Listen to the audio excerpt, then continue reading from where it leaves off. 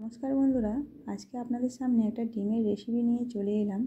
ভাবলাম আপনাদের সঙ্গে শেয়ার করি। শুরু থেকে শেষ পর্যন্ত আপনারা দেখতে থাকুন, আশা করি আপনাদেরও ভালো লাগবে। এখানে একটা মিক্সার জারে আমি একটা মাঝারি সাইজের টমেটো, একটা মাঝারি সাইজের পেঁয়াজ আর এখানে পরিমাণ মতো আদা রসুন, এখানে দুটো কাঁচা লঙ্কা এখানে আমি পেস্ট করে নিলাম। এবার একটা পেস্টটা বাটির মধ্যে রেখে দেবো।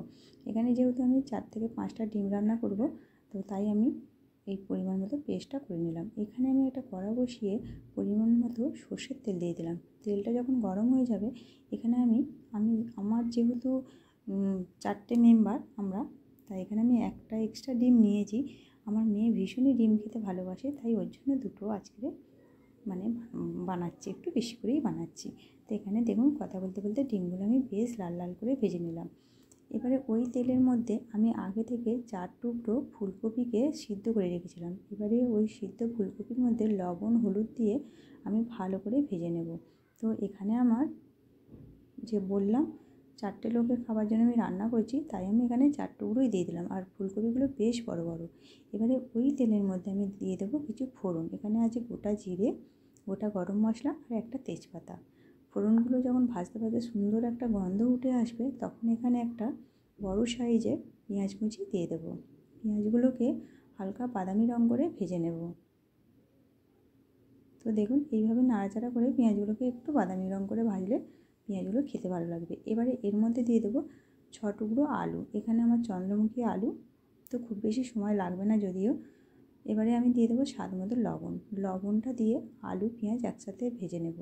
এখানে গ্যাসের ফ্লেমটা কিন্তু এই সময় একটু আস্তে দিয়ে রাখতে হবে, নাহলে কী হবে, পেঁয়াজগুলো তাড়াতাড়ি পুড়ে যাবে আর আলুগুলো ভালোভাবে ভাজাই হবে না। তো এখানে আস্তে করে গ্যাসটা আমি রেখেছি। এবারে দিয়ে দেবো সেই পেস্ট করে রেখেছিলাম যে মশলাগুলো, সেই পেস্ট মশলাটা দিয়ে দিলাম। বেশ কিছুক্ষণ পেস্ট মশলাটা দিয়ে ভালো করে কষিয়ে নেব। তো এইভাবে কিছুক্ষণ কিন্তু কষাতে থাকতে হবে। আর যখন দেখবেন একটু যে সুন্দর একটা কালারও এসে যাবে আর কষানো ভালো হয়ে যাবে, তখন এর মধ্যে আমি দিয়ে দেবো কিছু শুকনো মশলার উপকরণ। এবারে দিয়ে দেবো, এখানে দেখুন, লঙ্কার গুঁড়ো আছে, হলুদের গুঁড়ো আছে, ধনে জিরে গুঁড়ো একসাথে আছে। আর যে মশলাটা যে রেসিপির স্বাদটাই আলাদা করে দেবে, এইটা কিন্তু বিরিয়ানির মশলা। যে আমরা বিরিয়ানিটা বানাই, সেই বিরিয়ানির মশলাটাও আছে। এবারে সমস্ত শুকনো মশলাগুলো দিয়ে ভালোভাবে কষিয়ে নিতে হবে। এমনইভাবে কষাতে হবে যে যাতে দেখবেন তেলটা ছেড়ে আসছে মশলা থেকে আর কড়ায় হালকা হালকা লেগে আসে, তাহলেই জানবেন মশলাটা ভালোভাবে কষানো হয়ে গেছে।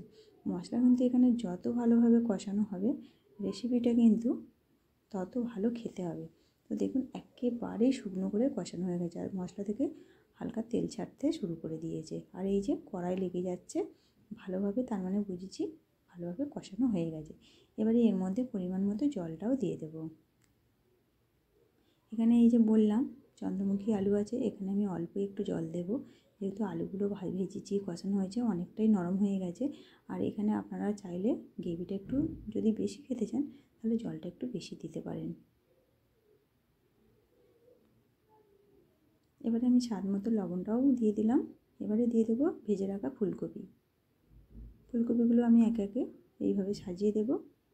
ফুলকপি দেওয়ার পর আমি ডিমগুলোও কিন্তু একভাবে দিয়ে দেবো। এবারে আমি 2 থেকে 3 মিনিট ফুটিয়ে নেব হালকা আঁচে। তো দেখুন, 2 থেকে 3 মিনিট পর কালারটা দেখছেন কত সুন্দর আর খেতে দুর্দান্ত হবে। এখানে আমি গরম গরম প্লেটে এবারে ঢেলে নেব।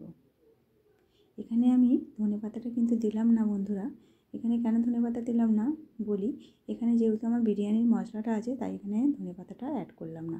আমি উপর থেকে সুন্দর লাগার জন্য আমি গোটা ধনেপাতাটা সাজিয়ে দিলাম। তো দেখুন তো বন্ধুরা, আমার ফুলকপি ডিম কারিটা কেমন হয়েছে, তো কমেন্ট করে অবশ্যই আমাকে জানাবেন। আর দেখতে যতটা সুন্দর, খেতে কিন্তু অসাধারণ লাগবে। আপনারাও প্লিজ বাড়িতে একবার বানিয়ে দেখতে পারেন, দারুণ খেতে লাগবে। তো আজকের মতো রেসিপিটা কিন্তু এখানেই শেষ করছি। নমস্কার।